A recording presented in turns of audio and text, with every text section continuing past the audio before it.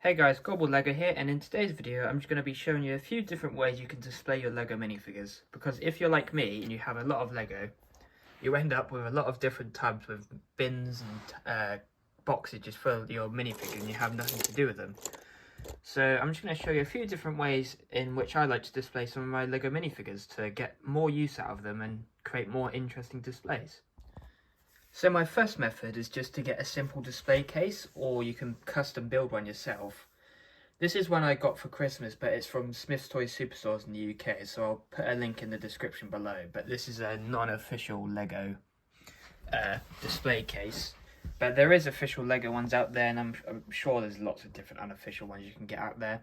But this is just a really nice way to keep your minifigures in good condition because it's closed off and it keeps them unexposed from dust and stuff and degrading over time.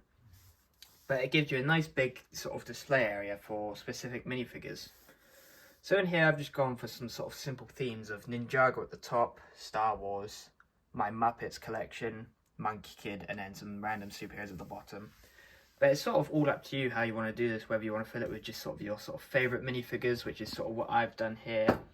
But I also have a smaller one here, which I've taken a lot of the figures from that one into the bigger one.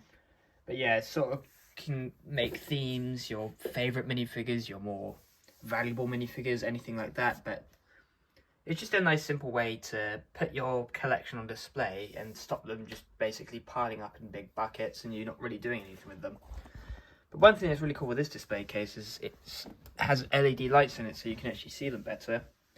And you can actually mount it on the wall, but unfortunately I don't have it mounted at the minute, so I'm going to hopefully do that soon.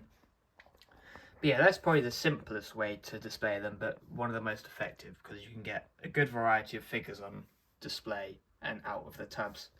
So now I'm going to move on to my next option for you guys. So my second option, and probably my favourite, is to put your figures on display on the sets. So rather than being fearful of your figures degrading over time, this is sort of what they're meant for. They're meant to be used and put out on display and played with. So I like to just create some sort of cool story narratives with a lot of my location sets, as you can see here with the island set from 2021, the crystallized sets, and some of the Anaconda sets and Ninjago City Gardens. So I'll do a little bit of walkthrough of each of them here. So what I do, I usually take some minifigures from the sets or figures that fit well within the theme of what I'm trying to create. So I like to create a bit of a narrative, so there's a bit of a story going on. So you've got some of the tribe people and Chief Master at the top being guarded by two islanders there. But we have one of them going to alert Chief Master because the ninja are actually come onto the island. And we've got Jay trapped up in the snare up there. And then if we go to the Anaconda, I've just got sort of all my Anaconda villains sort of surrounding the area, protecting it. And there's no one in the jail at the minute, but you sort of get the idea. The sort of idea I'm going for here is just to create some sort of like story. So when you have your sets on display, like the Crystal King Temple here, there's a lot going on rather than just being a bleak, empty set. So we've got some of the ninja fighting a lot of the Venge Zone warriors here, just up and about. And we've got some of the leaders up there and Lloyd in the prison. So this is just a cool way to get use out of minifigures from specific sets and basically just to liven up your displays by putting minifigures on them. Then probably my favourite one is Ninjago City Gardens. Is where I've basically just populated the city with lots of different minifigures and created lots of different stories and scenes. Like we got Sora and Aaron down there by the tree. We got some of the ninjas, Zane and Kai, stopping the Sons of Garmadon. It's a bit difficult to see. But yeah, I've also put some of the minifigures inside, but modular buildings are especially good for displaying minifigures because you can create a lot of stories with them and interacting with a lot of the builds and the sets. But yeah, that's sort of my other method of displaying figures, is just sort of putting them on the actual sets and creating a story. We've got some more here. But yeah, that's another simple but easy way to display your sets. So now probably one of the best ways, and probably my favourite, is creating custom displays.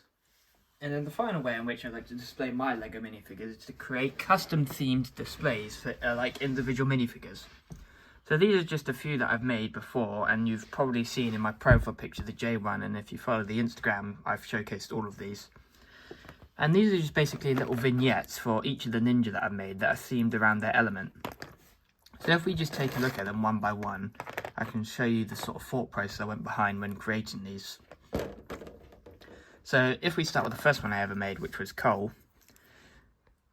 If I focus the camera there. So I started with just a sort of wedge quarter piece here at the bottom, so it's quite a small piece.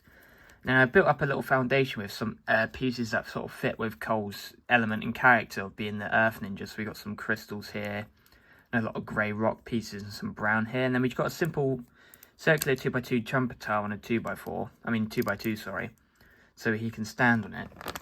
But instead of just being basically fixed in one position, just in one direction, because of the jumper plate, it's a little bit more dynamic. And I can get him in a lot more poses, and it looks quite nice just on the small little base here. I've just gone for my ZX minifigure with the new Sofa Quakes from 2022. But yeah, it's just a nice way to sort of display individual characters that are probably your favourite or you just have a cool idea for.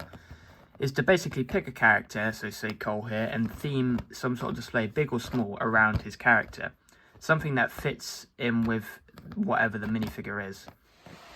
And taking a look at some other ones, we have Jay here, which is in my profile picture, probably one of my favourite ones. But a similar concept here, we've got the same corner wedge piece.